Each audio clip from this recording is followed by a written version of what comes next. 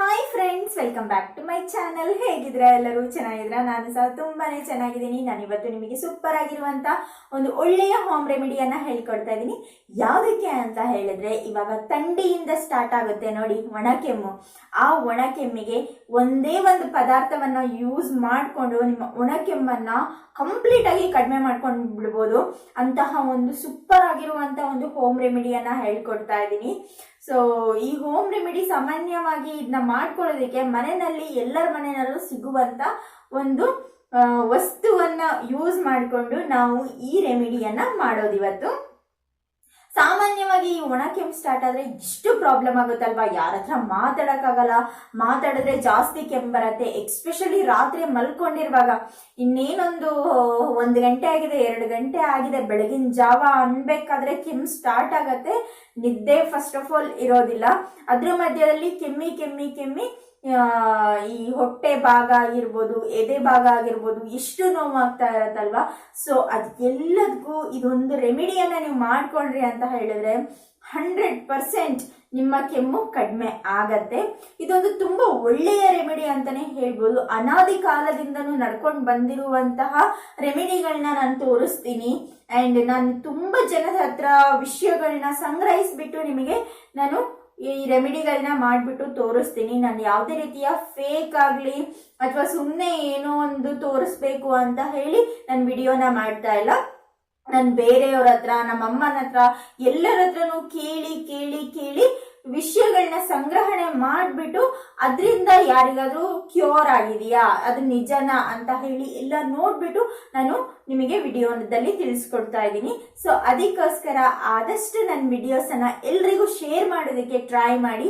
ಯಾಕಂತ ಹೇಳಿದ್ರೆ ಒಳ್ಳೊಳ್ಳೆ ಇನ್ಫಾರ್ಮೇಶನ್ಗಳು, ಇಂತಹ ಹೋಮ್ ರೆಮಿಡೀಸ್ಗಳು ಆದಷ್ಟು ಶೇರ್ ಆಗಬೇಕು.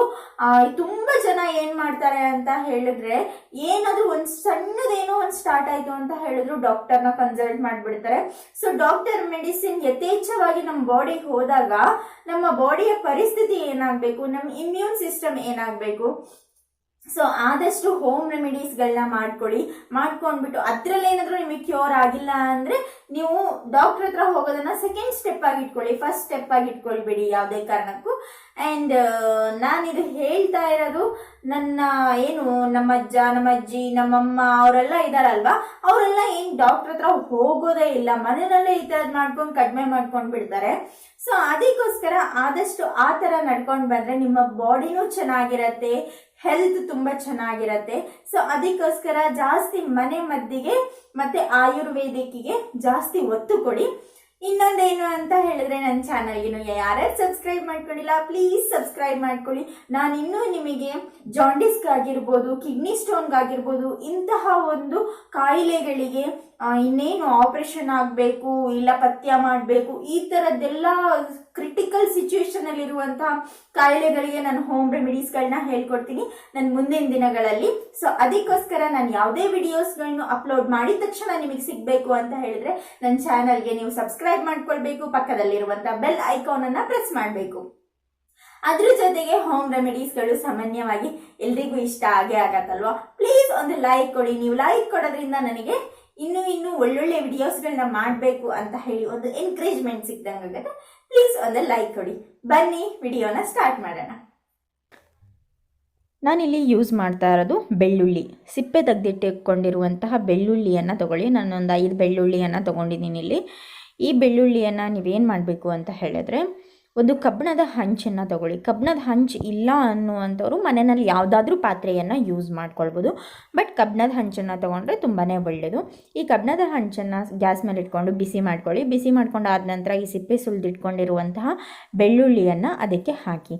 ಅದಕ್ಕೆ ಹಾಕಿದ ನಂತರ ಅದು ಚೆನ್ನಾಗಿ ಬೇಯಬೇಕು, ಹಸಿ ಬಿಸಿ ಇರಬಾರ್ದು, ಅದು ಚೆನ್ನಾಗಿ ಬೇಯಬೇಕು. ತುಂಬ ಲೋ ಫ್ಲೇಮಲ್ಲಿ ಅದು ತುಂಬ ಚೆನ್ನಾಗಿ ಒಳಗಡೆನೂ ಸಹ ಬೇಯಬೇಕು.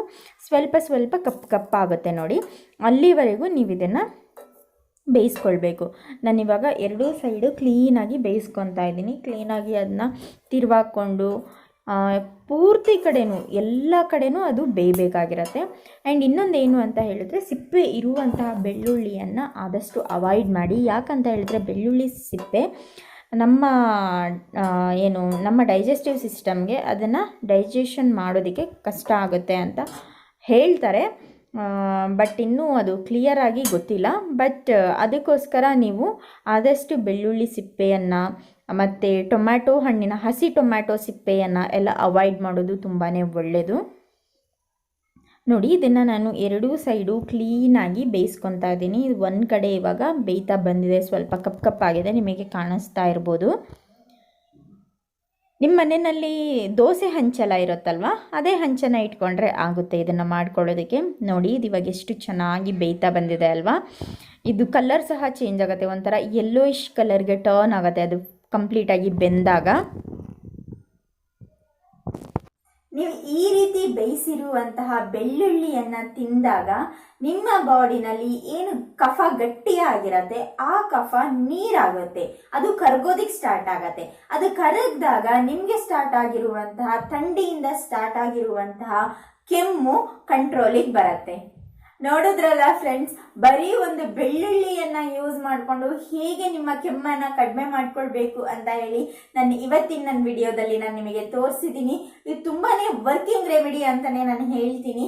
ನನಗೂ ಸಹ ಕೆಮ್ಮು ಸ್ಟಾರ್ಟ್ ಆದಾಗ ಇದನ್ನ ಮಾಡ್ಕೊಂಡಾಗ ಇದರಿಂದ ಕಡಿಮೆ ಆಗಿದೆ, ಅದಕ್ಕೋಸ್ಕರ ನಾನು ನಿಮಗೆ ತೋರಿಸ್ತಾ ಇದ್ದೀನಿ.